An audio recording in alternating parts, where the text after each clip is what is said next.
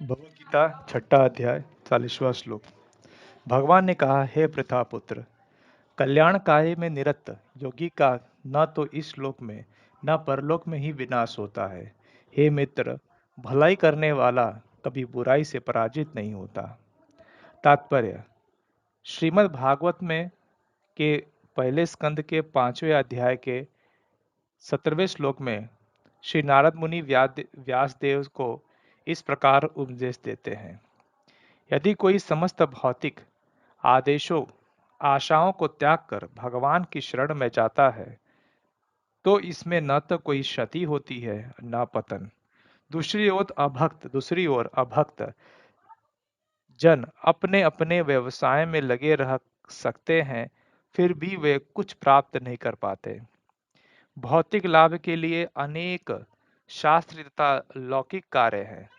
जीवन में आध्यात्मिक उन्नति अर्थात कृष्ण भावनामृत के लिए योगी को समस्त भौतिक कार्यकलापों का परित्याग करना होता है।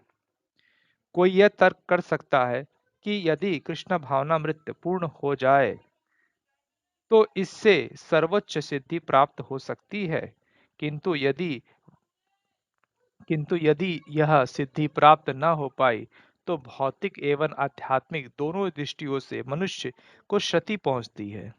शास्त्रों का आदेश है कि यदि कोई स्वधर्म का आचरण नहीं करता तो उसे पाप फल पाप फल भोगना पड़ता है।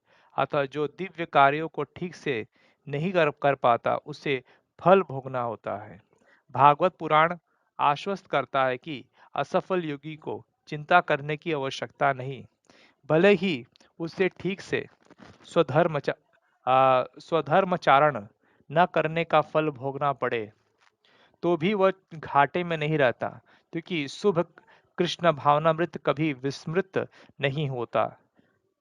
जो इस प्रकार से लगा रहता है वह पहले जन्म में निम्न योनि में भी जन्म लेकर पहले की भांति भक्ति करता है। दूसरी ओर जो केवल नियत कार्यों को दृढ़ता पूर्वक करता है, किंतु यदि उसमें कृष्ण भावनामृत का अभाव है तो आवश्यक नहीं कि उसे शुभ फल प्राप्त हो। इस श्लोक का तात्पर्य इस प्रकार है: मानवता के दो विभाग किए जा सकते हैं, नियमित तथा अनियमित। जो लोग अगले जन्म तथा मुक्ति के ज्ञान के बिना पाश्विक इंद्र तृप्ति में लगे रहते हैं, वे अनियमित विभाग में आते हैं। जो लोग शास्त्रों में वर्णित कर्तव्यों के सिद्धांत का पालन करते हैं, वह नियमित विभाग में वर्गीकृत होते हैं।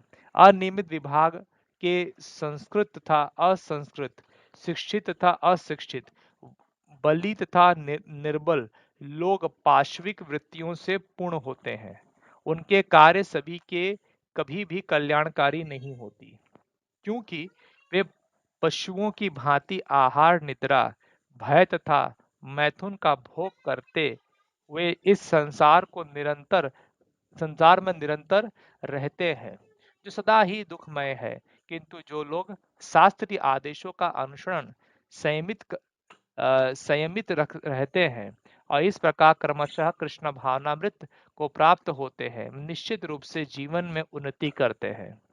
कल्याण मार्ग के अनुयायियों को तीन वर्गों में विभाजित किया जा सकता है। पहला, भौतिक संपन्नता का उपयोग करने वाले शास्त्र विधि विधानों के अनुयायी। दूसरा, इस संसार से मुक्ति पाने के लिए प्रयत्नशील लोग तथा कृष्ण भावनामृत के भक्त।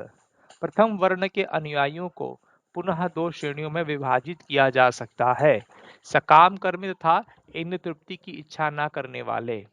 सकाम कर्मी के जीवन के उच्चतर स्तर तक उठ सकते हैं, जहां यहाँ तक कि स्वर्गलोक जा सकते हैं, तो भी इस संसार से मुक्त न होने के कारण वे सही ढंग से शुभ मार्ग पर अनुगमन नहीं करते।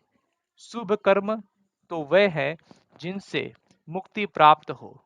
कोई भी ऐसा कार्य जो परम आत्म साक्षात्कार या देहात्म बुद्धि से मुक्ति की ओर उन्मुख नहीं होता, वह रंच मात्र भी कल्याणप्रद नहीं होता। कृष्ण भावनामृत संबंधित कार्य ही एकमात्र शुभ कार्य है, और जो भी कृष्ण भावनामृत के मार्ग पर प्रगति करने का उद्देश्य से स्वेच्छा से समस्त शारीरिक असुविधाओं को स्वीकार करता है, वही घोर तपस्या के द्वारा पूर्ण योगी कहलाता है। चूंकि अष्टांग योग पद्धति कृष्ण भावनामृत की चरम अनुभूति के लिए होती है, अतः यह पद्धति भी कल्याणप्रद है। अतः जो कोई इस दिशा में यथाशक्य प्रयास करता है, उसे कभी अपने पतन की प्रति भयभीत नहीं होना होता है। भगवद गीता 6वां अध्याय 41वां श्लोक। असफल योगी पवित्र आत्माओं के लोकों में अनेकानेक वर्षों तक भोग करने के बाद या तो सदाचारी पुरुषों के परिवार में या धनवानों के कुल में जन्म लेते हैं। तात्पर्य: असफल योगी के दो श्रेणियां हैं। एक, वे जो बहुत थोड़ी उन्नति के बाद भी भ्रष्ट होते हैं। दूसरे, वो दीर्घकाल या योगाभ्यास के बाद भ्रष्ट होते हैं। जो योगी अल्पकालिक अभ्यास के बाद भ्रष्ट होता है, वह स्वर्ग लोक को जाता है, जहां केवल पुण्य आत्माओं को प्रविष्ट होने दिया जाता है, जहां पर दीर्घकाल तक रहने के बाद उसे पुनः इस लोक में भेजा जाता है, जिससे वह किसी सदाचारी ब्राह्मण वैष्णव के कुल में या धनवान वणिक के कुल में जन्म ले सकते हैं। योगाभ्यास का वास्तविक उद्देश्य कृष्ण भावनामृत की सर्वोच्च सिद्धि प्राप्त करना है, जैसे कि इस अध्याय के अंतिम श्लोक में बताया गया है। किंतु जो इस अध्यावासी साई नहीं होते हैं और जो भौतिक प्रलोभन के कारण असफल हो जाते हैं, उन्हें अपने भौतिक इच्छाओं की पूर्ति करने की अनुमति दी जाती है। तत्पश्चात उन्हें सदाचारी या धनवान परिवारों में संपन्न जीवन बिताने का अवसर प्रदान किया जाता है। ऐसा परिवार में जन्म लेने वाले इन असुविधाओं का लाभ उठाते हुए अपने आप को पूर्ण कृष्ण भावनामृत तक ऊपर ले जाते हैं। भगवद गीता 6वां अध्याय 42वां श्लोक। अथवा यदि दीर्घकाल तक योग करने के बाद असफल रहे तो वह इस योगियों के कुल में जन्म लेता है जो अति बुद्धिमान है। निश्चय ही इस संसार में ऐसा जन्म दुर्लभ है। यहाँ पर योगियों के बुद्धिमान कुल में जन्म लेने की प्रशंसा की गई है, क्योंकि ऐसा कुल में उत्पन्न बालक को प्रारंभ में से ही आध्यात्मिक प्रोत्साहन प्राप्त होता है। विशेषतः आचार्य या गोस्वामियों के कुल में ऐसी परिस्थिति है। ऐसे कुल अत्यंत विद्वान होते हैं और परंपरा तथा प्रशिक्षण के कारण सिद्धवान होते हैं। इस प्रकार वे गुरु बनते हैं। भारत में से अनेक आचार्य कुल हैं, किंतु अब वे अपर्याप्त विद्या तथा प्रशिक्षण के कारण पतनशील हो चुके हैं। भगवत कृपा से अभी भी कुछ ऐसे परिवार हैं जिनमें पीढ़ी दर पीढ़ी योगियों का प्रशय मिलता है। ऐसे परिवारों में जन्म लेना सचमुच ही अत्यंत सौभाग्य की बात है। सौभाग्यवश हमारे गुरु विष्णुपाद श्री मद भक्ति सिद्धांत सरस्वती गोस्वामी महाराज को तथा स्वयं हमें भी ऐसे परिवारों में जन्म लेने का अवसर प्राप्त हुआ। हम दोनों को बचपन से ही भगवत भक्ति करने का प्रशिक्षण दिया गया। बाद में दिव्य अवस्था के अनुसार हमारी उनसे भेंट हुई। भगवद गीता 6वां अध्याय 43वां श्लोक। हे कुरुनंदन, ऐसा जन्म पाकर वह अपने पूर्व जन्म की दैविक चेतना को पुनः प्राप्त करता है और पूर्ण पूर्ण सफलता प्राप्त करने के उद्देश्य से वह आगे उन्नति करने का प्रयास करता है। तात्पर्य: राजा भरत, जिन्हें तीसरे जन्म में उत्तम ब्राह्मण कुल में जन्म मिला, पूर्व दिव्य चेतना की पुनः प्राप्ति के लिए उत्तम जन्म के उदाहरण स्वरूप है। भारत विश्व भर के सम्राट थे। भरत विश्व भर के सम्राट थे। कभी तभी से यह लोक देवताओं के बीच भारतवर्ष के नाम से विख्यात है। पहले ये ईलाव्रत वर्ष के नाम से ज्ञात ज्ञात था। भारत ने अल्प आयु में ही भरत ने अल्प आयु में ही आध्यात्मिक सिद्धि के लिए संन्यास ग्रहण कर लिया था, किंतु वे सफल नहीं हो सके। अगले जन्म में उन्हें उत्तम ब्राह्मण कुल में जन्म लेना पड़ा और वे जड़ भरत कहलाए, क्योंकि वे एकांतवास करते करते थे तथा किसी से बोलते न थे। बाद में राजा रहुगण ने उन्हें महानतम योगी के रूप में पाया। उनके जीवन से यह पता चलता है कि दिव्य प्रयास अथवा योगाभ्यास कभी व्यर्थ नहीं जाता। भगवत कृपा से योगी को कृष्ण भावनामृत में पूर्ण सिद्धि प्राप्त करने के बारंबार सुअवसर प्राप्त होते हैं। 44वां श्लोक। अपने पूर्व जन्म की दैवी चेतना से यह न चाहते हुए भी स्वतः योग के नियमों की ओर आकर्षित होता है, ऐसा जिज्ञासु योगी शास्त्रों के अनुष्ठानों से परे स्थित होता है। तात्पर्य। योगी उन्नत योगी जन शास्त्रों के अनुष्ठानों के प्रति अधिक आकर्षित नहीं होते, किंतु योगी योग नियमों के प्रति स्वतः आकृष्ट होते हैं, जिनके द्वारा वे कृष्ण भावनामृत की में आरूढ़ हो सकते हैं।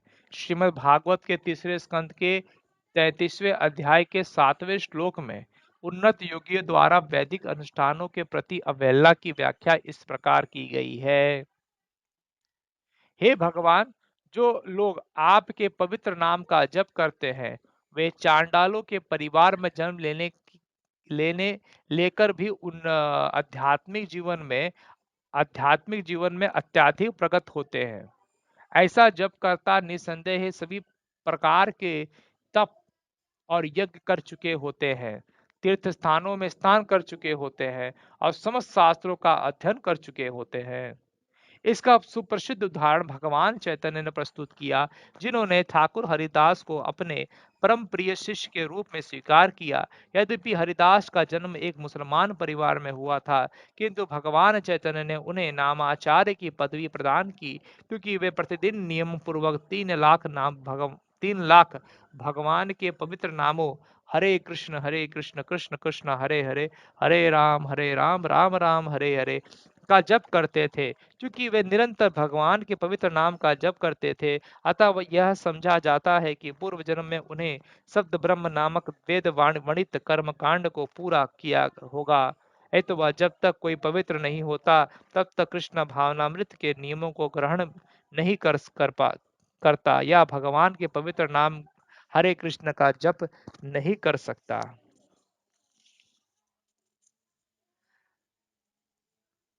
45वां श्लोक। और जब योगी समस्त कलमश से शुद्ध होकर सच्ची निष्ठा से आगे प्रगति करने का प्रयास करता है, तो अंततः अनेकानेक जन्मों के अभ्यास के पश्चात सिद्धि लाभ करके वह परम गंतव्य को प्राप्त करता है। तात्पर्य। सदाचारी, धनवान या पवित्र कुल में उत्पन्न पुरुष योगाभ्यास के अनुकूल परिस्थिति में सचेष्ट हो जाता है। अतः वह दृढ़ संकल्प करके अपने अधूरे कार्य को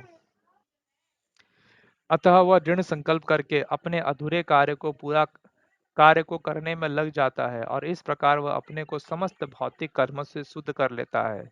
समस्त कर्म से मुक्त होने पर उसे परम सिद्धि कृष्ण भावनामृत प्राप्त होती है। कृष्ण भावनामृत ही समस्त कर्म से मुक्त होने की पूर्ण अवस्था है। इसकी पुष्टि भगवत गीता में इस प्रकार हुई है। 7वें अध्याय के 28वें श्लोक में, येषां त्वन्गतं पापं जनानां पुण्यकर्मणां ते द्वंद्वमोहन निर्मुक्ता भजन्ते माम दृढ़व्रतः। अनेक जन्मों तथा पुण्य कर्म करने से जब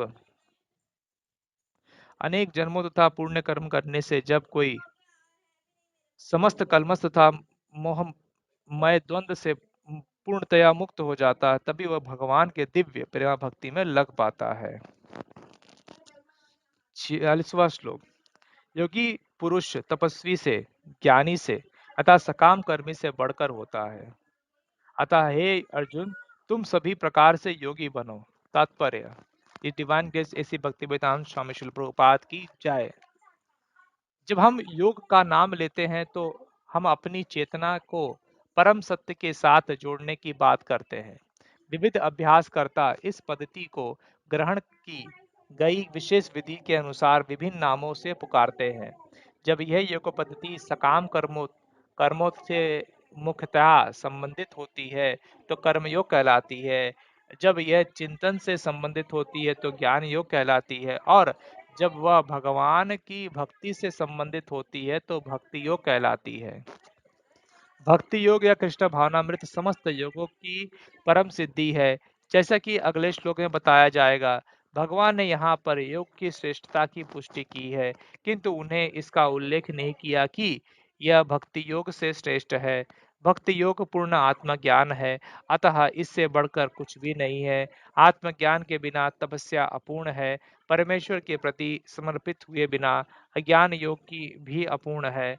सकाम कर्म भी कृष्ण भावनामृत के बिना समय का अपव्यय है।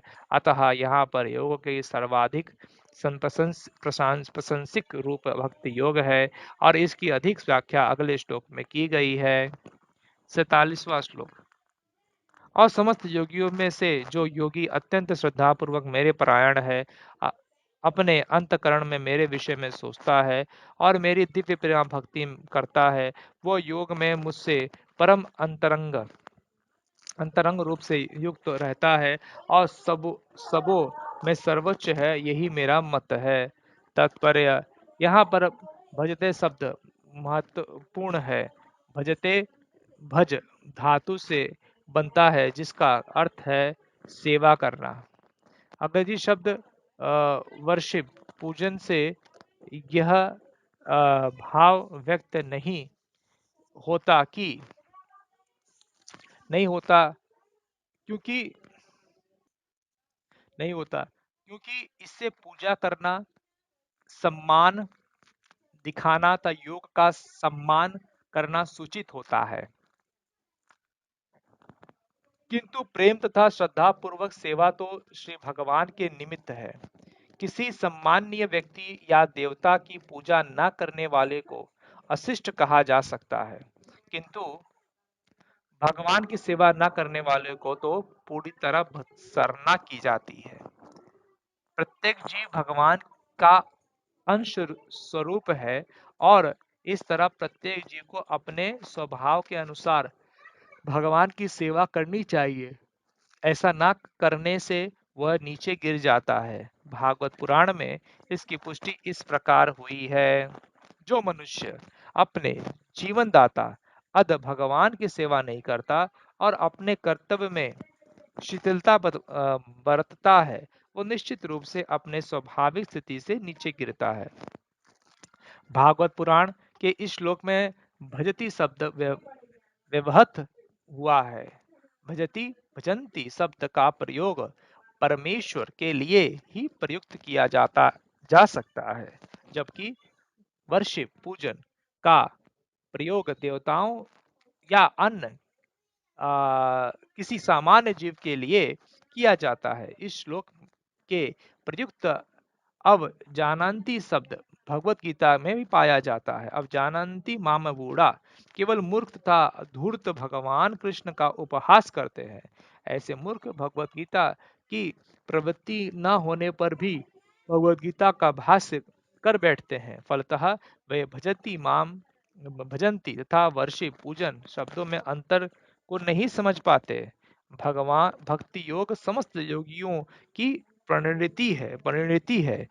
अन्य योग तो भक्ति योग में भक्ति तथा भक्ति तक पहुंचने के साधन मात्र है। योग का वास्तविक अर्थ भक्ति योग है। अन्य सारे योग भक्ति योग रूपी गंतव्य की दिशा में अग्रसर होते हैं। कर्म योग से लेकर भक्ति योग तक का लंबा रास्ता आत्म साक्षात्कार तक जाता है।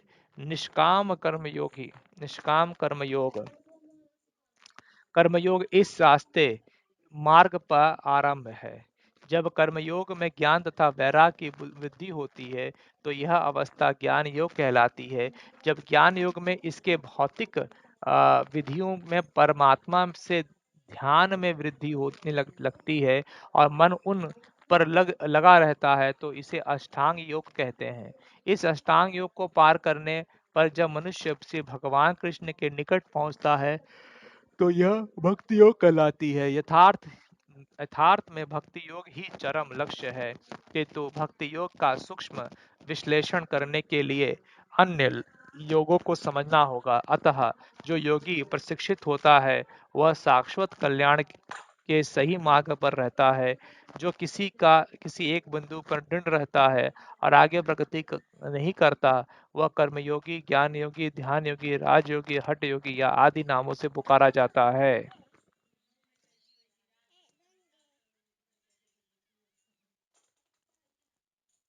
और यदि कोई इतना भाग्यशाली होता है कि भक्ति योग को प्राप्त हो सके, तो यह समझना चाहिए कि उसने समस्त योगों को पार कर लिया है।